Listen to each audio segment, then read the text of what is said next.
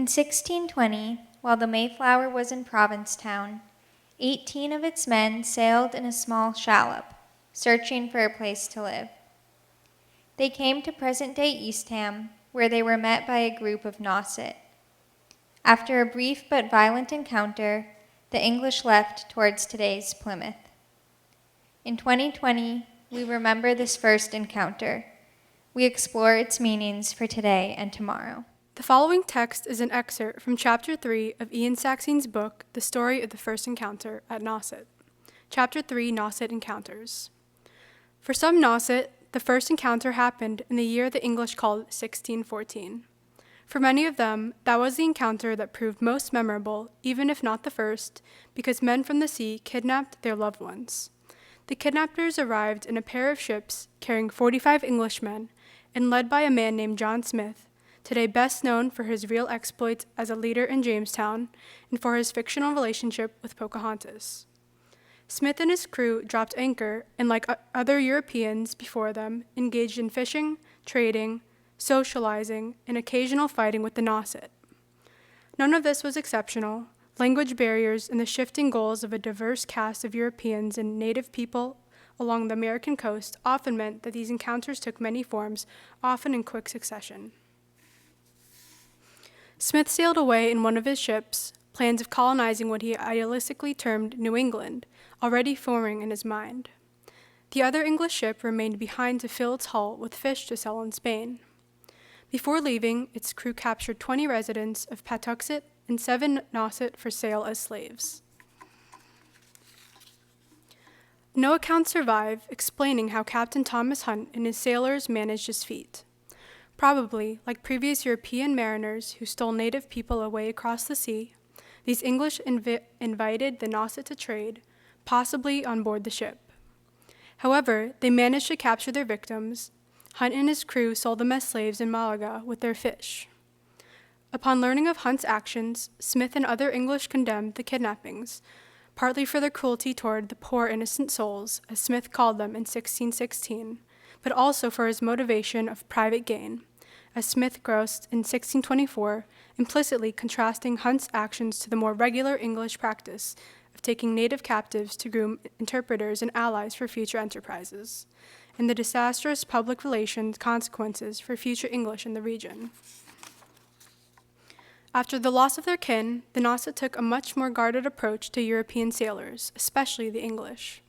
They attacked several visiting vessels in the years following, perhaps as recently as 1620. The crew of a French ship that wrecked on the Cape did not fare any better. Nauset people killed most of the survivors, keeping a few as prisoners. It is possible that they put these Frenchmen through an ordeal common among eastern woodland peoples, in which families would ritually adopt captives to replace relatives lost in war or to other misfortunes.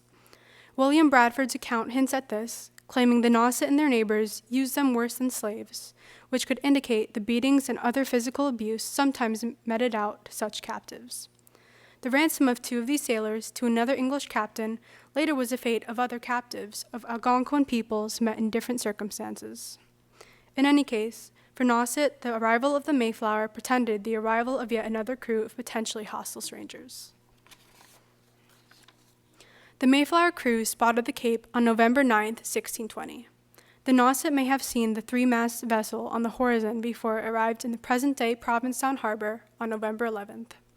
They almost certainly saw the ship anchored in the harbor for several days as the passengers elected their governor and began fixing their shallop, a small boat used for coastal navigation, but did not approach it. Families had already brought in the corn harvest and were probably engaged in other preparations for the winter. The party that came ashore in a rowboat from the Mayflower on November 15th were not looking for a fight, but they would have looked like it any Nauset who saw them. Captain Miles Standish, a veteran of fighting in Europe, led a party of 15 men, all clad in armored breastplates, called corslets.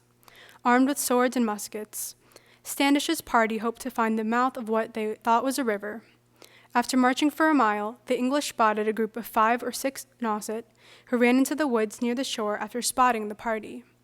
The English followed them, according to Bradford's account, partly in an attempt to speak with the locals and partly to discover an ambush of any that had been laid.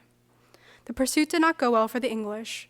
Underfed and overburdened by armor, they failed to keep up with the Nauset, and the English attempts at tracking them resulted in an exhausting 10-mile hike through the woods that tore at their clothing. Standish's party found no Nauset, but they did locate a source of fresh water, evidence of recently harvested fields, a buried store of corn, and a gravesite. They took the corn in an iron kettle they found at a home site, planning, according to their published accounts, to compensate the residents they met later. They left the gravesite undisturbed because we thought it would be odious to ransack their sepulchres, according to one account. A larger party of 34 men returned on November 28th in the shallop. The colonist situation was growing dire. They were short of food, increasing numbers of the party were falling sick, and they had yet to find a suitable place to settle for the winter.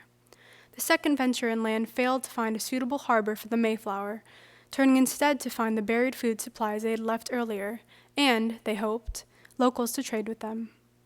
The men found 10 bushels of corn and beans beneath a layer of snow, digging for the frozen ground with their swords. The weak and sick members of the shore party took the food aboard the ship, while 18 healthier men searched for the Nauset. Instead of a town, the English found a place-like grave, but bigger than any they had seen before. They began to dig and discovered woven mats, bowls, trays, dishes, and such like trinkets, before finding the bones and skull of a man and a little child. This time the English set about looting the gravesite. We brought sundry of the prettiest things away with us, noted the author of a 1622 account. Further digging reveals still more graves. 2 sailors from the party found 2 empty houses full of dishes, decorated baskets, baskets of parched acorns, and fish. Some of the best things we took away with us, noted the 1622 account. William Bradford's later history of Plymouth, written with a greater eye towards influencing memory of the early colonists, mentioned only the rediscovery of the buried corn as evidence of divine providence. The Plymouth colonists continued to debate where to settle even as they depleted their remaining stores of beer, butter, and meat. Susanna White gave birth to a son, Peregrine, adding one new life to a company that could soon begin to die. A third party set out to look for a suitable site on Cape Cod on Wednesday, December 6th. 10 of the leading separatists and 8 sailors set sail for shore once again. Because the author, either William Bradford or Edward Winslow, of the 1622 account of their venture believed the ensuing fight to be of great importance, we know the names of almost all of the English who set out in the shallop, the weather so cold that the sea spray froze on their coats, as if they had been glazed. The party included several of the leading men of the company, Governor John Carver, William Bradford, and Miles Standish, along with servants John Howland and Edward Doughton, and John Clark, the pilot of the Mayflower. The ship's master gunner accompanied them, sick unto death, but hoped to trade with any Nauset they met. As the party drew ashore, they saw a group of Nauset carrying meat away from a beached dolphin several miles off. My name is Joanna Hollick. Thank you for your support of the Sunset series and Eastham 400. If you're interested in supporting Eastham 400 efforts by purchasing commemorative items, we do have several items for sale on our website, eastham400.org. We are selling gold foil First Encounter ornaments, t-shirts with the Eastham 400 logo, and montages made by a local artist. The ornaments feature an image of the shallop and come with a special description card. The t-shirts are available in light blue, navy, and ash gray, and in sizes adult small through 3XL. The montage depicts watercolor images of important historic and well-known landmarks around the town of Eastham. Each of these items are $20. Thank you.